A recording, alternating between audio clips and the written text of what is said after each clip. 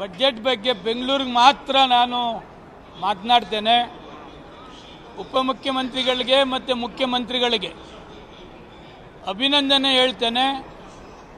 ನನ್ನ ಕ್ಷೇತ್ರದಲ್ಲಿ 5 ಕಸದ ಘಟಕಗಳಿದ್ದು ಅದನ್ನು ಕಂಪ್ಲೀಟ್ ಬೆಂಗಳೂರಿಂದ ಹೊರಗಡೆ ಆಗ್ತಕ್ಕಂಥದ್ದಕ್ಕೆ ಸುಮಾರು 50ರಿಂದ 100 ಎಕರೆ ಹೊರಗಡೆ ಕಸ ಸಂಸ್ಕರಣಾ ಘಟಕ ಮಾಡ್ತಕ್ಕಂಥದ್ದಕ್ಕೆ ಚಾಲನೆ ಮಾಡ್ತೀವಿ ಅಂತ ಹೇಳಿದ್ದಾರೆ.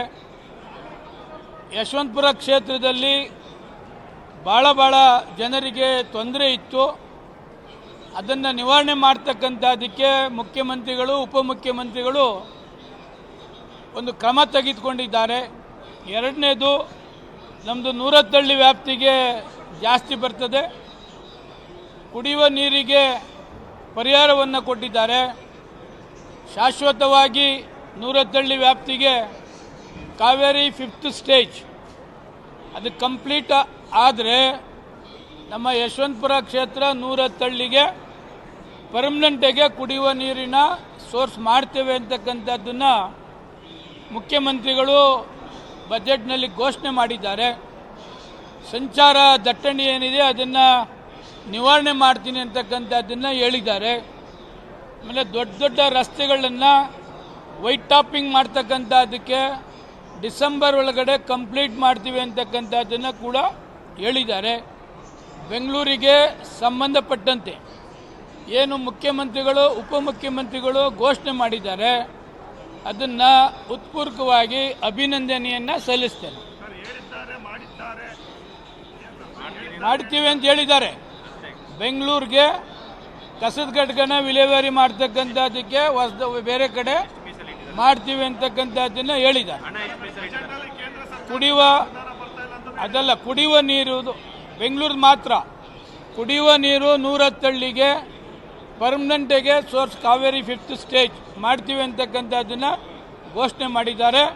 ಅದರಿಂದ ಬೆಂಗಳೂರಿಗೆ ಒಳ್ಳೆಯ ಬಜೆಟನ್ನು ಘೋಷಣೆ ಮಾಡಿದ್ದಾರೆ.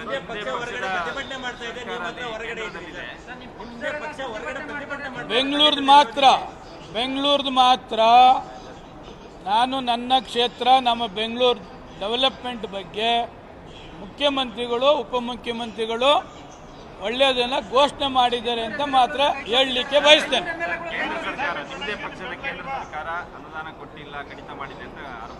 ಬೆಂಗಳೂರು ಮಾತ್ರ, ಮಿಕ್ಕದ್ದು ಯಾವುದು ಕೇಳಬೇಡಿ. ಬೆಂಗಳೂರು ಎಷ್ಟು ಡೆವಲಪ್ಮೆಂಟ್, ಅದರಿಂದ ಬಜೆಟ್ಟಿಂದ ಬೆಂಗಳೂರಿಗೆ ಏನು ಡೆವಲಪ್ಮೆಂಟ್ ಆಗ್ತದೆ, ನಮ್ಮ ಕ್ಷೇತ್ರಕ್ಕೆ ಏನು ಡೆವಲಪ್ಮೆಂಟ್ ಆಗ್ತದೆ ಅಷ್ಟಕ್ಕೆ ಮಾತ್ರ ನಾನು ಸೀಮಿತ ಇದ್ದೇನೆ. ಬೆಂಗಳೂರಿಗೆ ಬೇರೆ ಪ್ರತಿಭಟನೆ ನೋಡಿ, ಕರ್ನಾಟಕ ಬಜೆಟ್ ಯಾರೊಬ್ಬರು ಆಸ್ತಿ ಅಲ್ಲ. 7 ಕೋಟಿ ಜನರಿಗೂ ಪ್ರಾಪರ್ಟಿ ಇದು.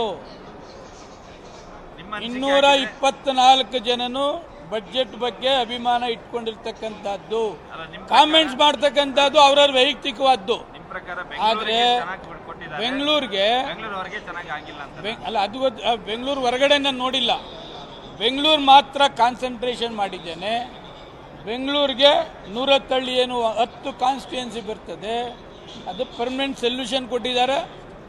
ಕಸದ ಘಟಕ ಕಂಪ್ಲೀಟ್ ಬೆಂಗಳೂರು ಶಿಫ್ಟ್ ಮಾಡ್ತಕ್ಕಂಥದ್ದಕ್ಕೆ ಕೊಟ್ಟಿದ್ದಾರೆ. ಟ್ರಾಫಿಕ್ ಕಮ್ಮಿ ಮಾಡಿದ್ದಾರೆ. ಇಷ್ಟಕ್ಕೆ ಅವರಿಬ್ಬರಿಗೂ ಅಭಿನಂದನೆ ಹೇಳ್ತೇನೆ.